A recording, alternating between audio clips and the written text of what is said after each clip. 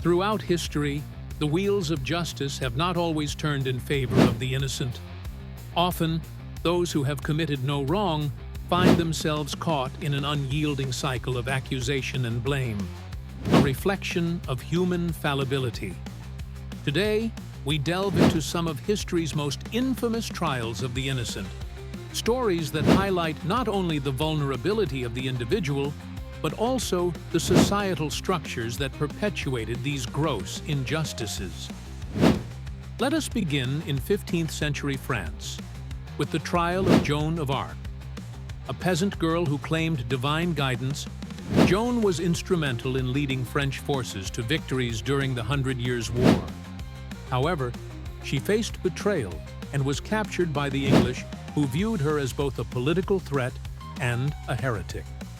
In a trial marred by political motivations and vehement opposition toward her gender and status, Joan was condemned and burned at the stake.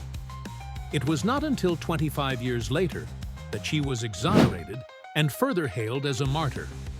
Yet her story remains a glaring reminder of how power can twist justice.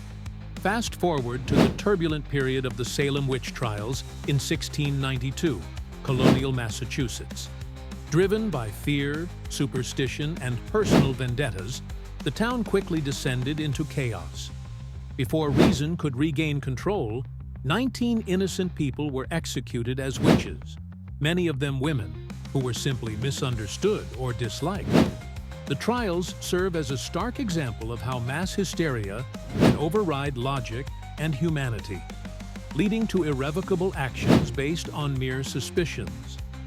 In modern history, we turn to the case of the Scottsboro Boys in 1931, Alabama. 9 African-American teenagers were falsely accused of raping 2 white women on a freight train. The trials that ensued were rife with racial prejudice, rushed proceedings, and extreme disregard for justice. Despite overwhelming evidence of fabrication and recantation by one of the accusers, the boys endured a severe miscarriage of justice, laying bare the deep-rooted biases of the legal system. The through line in these trials remains clear. Prejudice, whether based on gender, race, or social standing, frequently tilts the scales of justice. While different in their contexts, these trials of the innocent define a universal truth about human society: that without vigilance and the courage to question the status quo, history may continue to repeat its most harrowing chapters.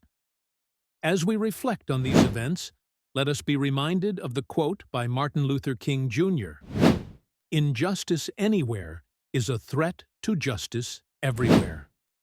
May these memories guide our collective conscience towards a future where justice is not a privilege, but a guaranteed right for all.